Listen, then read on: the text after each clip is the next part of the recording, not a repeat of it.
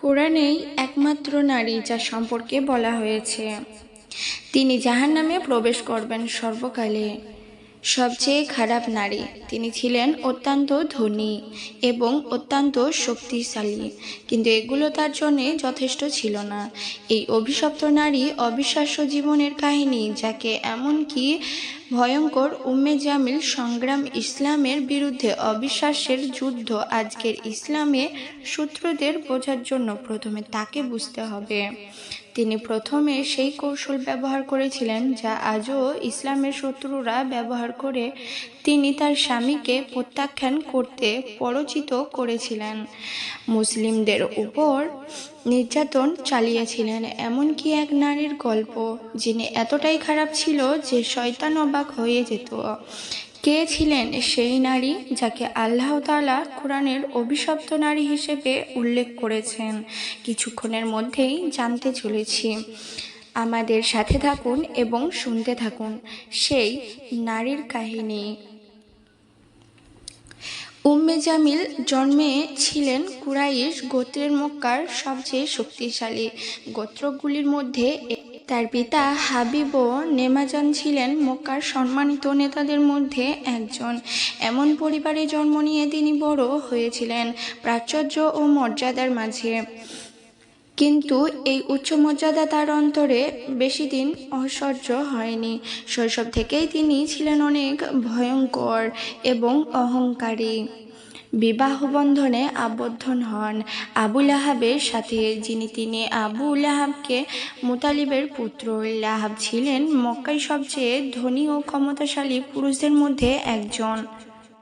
জামিলকে যিনি অহংকার আর বিলাসিতা পছন্দ করতেন, অপরিসীমা আনন্দ দিয়েছিলেন। আবু লাহাব চেয়েছিলেন কুরাইশের বিখ্যাত ব্যবসায়ী, যার বাণিজ্যে ছড়িয়েছিল দূর দূরান্তের, উম্মে জামিলের সম্পদ ব্যবহার করে মক্কায় আলোচিত নারীদের একজন হয়ে উঠলেন।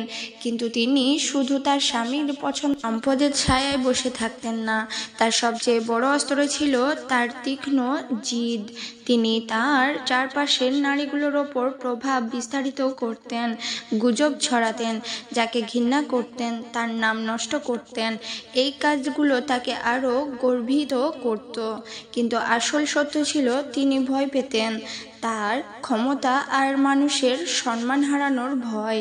মক্কায় যখন মানুষ বাণিজ্য ব্যস্ততায় থাকত, কেউ কেউ ত্যাগের গোত্রে জামিল ছিলেন তার গোত্রে, কিন্তু উম্মে জামিল ছিলেন তার স্বামীর আর মর্যাদা ধরে রাখার জন্য আচ্ছন্ন।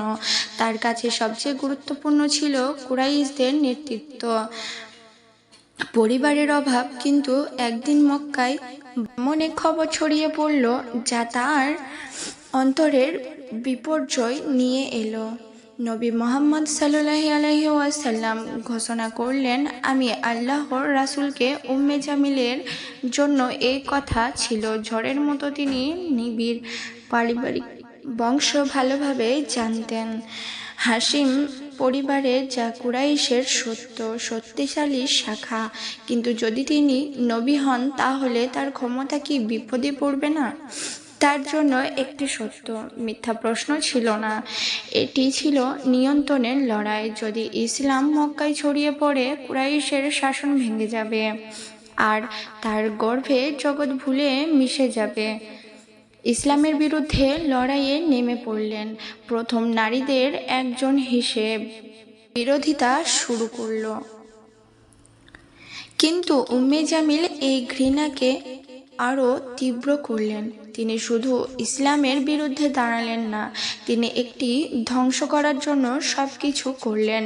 নবীর সম্মান নষ্ট করতে, মুমিনদের ভয় দেখাতে তিনি তার বিষাক্ত কথা ছড়িয়ে দিতেন। মক্কায় শুরু গলিতে, বাড়িতে, উঠানে, কাবারও চারপাশে তিনি হয়ে উঠেছিলেন ফিতনার কারণ। কিন্তু তার আসল যুদ্ধ তখনও শুরু হয়নি। উম্মে জামিল এর জন্য ইসলাম ছিল শুধু একটি বিশ্বাস নয়, এটি ছিল তার জীবনের জন্য গুরুতর বিষয়।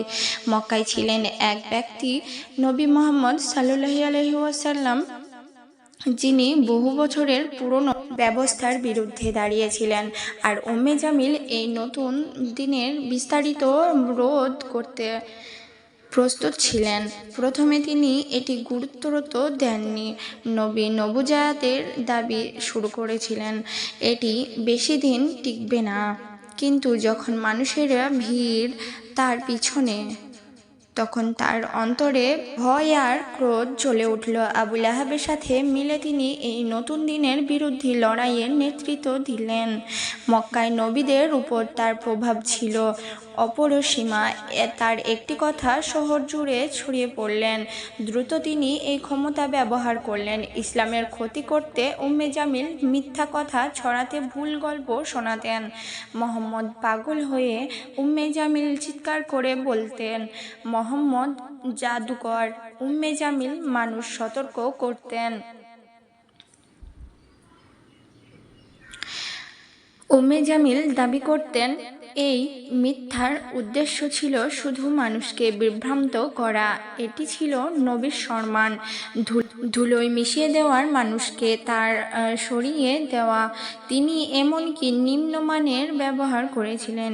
একদিন মক্কা বাজারে তিনি মানুষ জড়ো করে চিৎকার করে বলতে লাগলেন, মোহাম্মদ তার নিজের পরিবারেরও ক্ষতি করেছেন।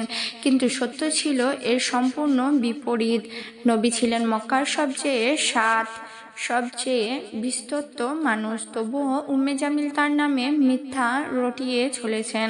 তার সবচেয়ে বড় শত্রু ছিলেন উম্মে মুমিন খাদিজা রাদিয়াল্লাহু তাআলা আনহা।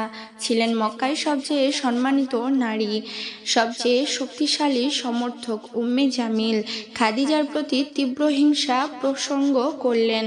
তিনি তার নামে হাসি ঠাট্টা করতেন, নবীদের তার বিরুদ্ধে খেপিয়ে তুলতেন, একা করে দেওয়ার চেষ্টা করতেন। সাথে দেখা করার নারীদের হুমকি দিতেন, তোমরা যদি তার সাথে মিশতে থাকো তাহলে তোমাদের সমাজ থেকে বের করে দেওয়া হবে। খাদিজা শান্ত মর্যাদা অটল করে দিল। তার অন্তরে ছিল নবীর প্রতি অগাধ ভালোবাসা, যা উম্মে জামিল এর ক্রোধের চেয়ে অনেক বড় ছিল। উম্মে জামিল শুধু কোথাও থামেনি, তিনি ইসলামকে থামানোর জন্য হাত পা চালিয়েছিলেন। তিনি নতুন মুমিনদের ভয় দেখানো, তাদের ইসলাম ত্যাগ করতে বাধ্য করা পরিকল্পনা করতেন। তিনি কুরাইশের নেতার উৎসাহে দিয়ে মুসলিমদের উপর চাপ বাড়াতেন।